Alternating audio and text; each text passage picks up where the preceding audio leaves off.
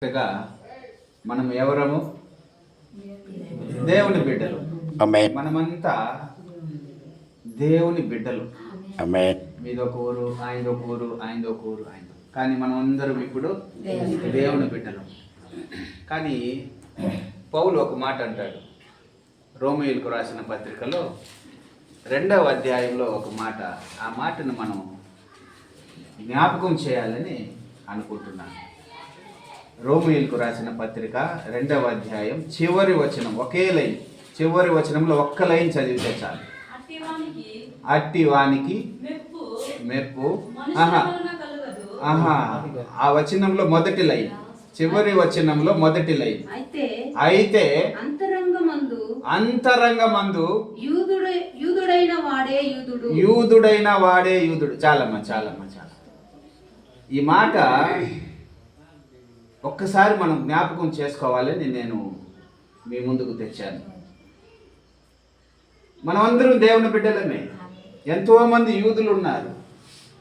అయితే ఏమంటారమ్మా? అయితే అంతరంగం అందరూ దేవుని బిడ్డలే అయ్యా. అందరూ నేను యేసు ప్రభు నమ్ముకున్నానే అంటారు. కానీ ఎవరంట? ఎవరు ఒరిజినల్ అంట? అంతరంగమందు అని మనం చూస్తున్నాం. అంతెందుకమ్మా, నువ్వు స్కూల్కి వెళ్ళి చదువుకున్నావు కదా, ఈ సుమతి పద్యాలు, వేమన పద్యాలు విన్నాం. ఉప్పు ఏందమ్మా నువ్వు చెప్పమ్మా. ఉప్పు కప్పు రంగు నొక్క పోలిక నుండు చూడ రుచుల. ఆ ఉప్పు తెల్లగానే ఉంటుంది, కర్పూరము తెల్లగానే ఉంటుంది. ఆ ఎప్పుడు తెలుస్తుంది ఆ వ్యత్యాసం అంటే, ఆ రుచి చూసినప్పుడు ఇది ఉప్పుగా ఉంటుంది, కర్పూరం మరొక రకంగా ఉంటుంది. అలాగే అంతరంగమందు యూదుడైన వాడే యూదులు, దేవుని బిడ్డలు కూడా 2 రకాలుగా ఉంటారని చెప్తున్నాడు పౌలు గారు. ఆయన కూడా ఒక విధంగా హెచ్చరిస్తున్నాడు. ఆ తర్వాత చదువమ్మా, కింద చదువు. మరియు సున్నతి హృదయ సంబంధమైనదై ఆత్మయందు జరుగునదే గాని అక్షరము వలన కలుగునది కాదు. అట్టి వానికి మెప్పు మనుషుల వలన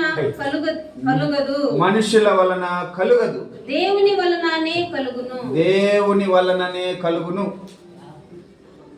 అంతరంగమందు మనము ఒక నిజమైనటువంటి దేవుని బిడ్డగా ఉంటే, ఒక విశ్వాసిగా ఉంటే, మెప్పు దేవుని నుంచి కలుగుతుందంట, మనుషుల నుంచి కలగదంట.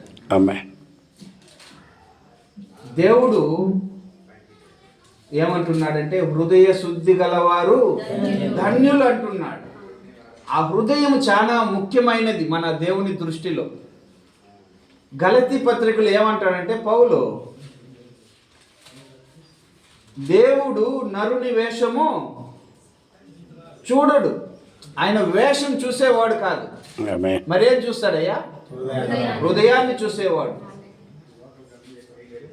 ఆయన హృదయాన్ని చూసేవాడు. మన హృదయము ఎలా ఉంది అని చూస్తాడు. సమూయేలు పడుకొని ఉంటాడు, ఏలీ పడుకొని ఉంటాడు. ఎవరిని పిలుస్తాడు దేవుడు? హృదయం చూసి పిలుస్తున్నాడు. హృదయాన్ని చూసేవాడు. హృదయ శుద్ధి గలవారు ధన్యులు, వారు దేవుణ్ణి చూస్తారు. దేవుణ్ణి చూస్తారంటే దేవునితో మాట్లాడతారని. ఊరికే చూడడం అంటే ఏందమ్మా? చూడడం కాదు. చూస్తే మనం చూసి గమ్మని ఉంటామా? మనం పలకరిస్తాం, వందనాలు చెప్తామంట. ఎదురుపడినప్పుడు చూస్తాం కదా, చూసినప్పుడు ఏం చేస్తాము? వందనాలు చెప్తాము, ప్రైజ్ ద లార్డ్ అంటాం, మాట్లాడతామని అర్థం. దేవుణ్ణి చూస్తారంటే దేవునితో మాట్లాడతారు. అది మన ప్రభువుకి హృదయ శుద్ధి చాలా మన ప్రభువు మనలో చూసేది హృదయ శుద్ధే. ఒక దొంగ ప్రభువుతో పాటు సిలువ వేయబడినప్పుడు అతను క్షమించు ప్రభువా అంటాడు. వెంటనే ప్రభువు ఆయన హృదయం మారింది. నేడు నువ్వు నాతో పాటు పరదేశంలో ఉంటావు. అంత గొప్ప దేవుడు మన దేవుడు. మనము మన హృదయము బాగుండాలి. దేవుని బిడ్డలమని చెప్పుకోవడం కాదు, అది ఒక్కటే కాదు, మన హృదయం బాగుండాలి. మణిపూర్లో కొన్ని సంవత్సరం అయింది అది. అక్కడ ఎందుకు అంతమంది చనిపోయారు? హృదయం బాగలేదు. ఒక అతను క్రైస్తవుని కొట్టాడు అనుకుందాం, తిట్టాడని అనుకుందాం. అతను ఇతను కొట్టడం ఎందుకమ్మా అంత పెద్ద గొడవ అవుతుంది? మొదట ఎక్కడి నుంచి స్టార్ట్ అవుతుంది గొడవ? ఎందుకు వస్తుందమ్మా ఒకరికి పోట్లాట?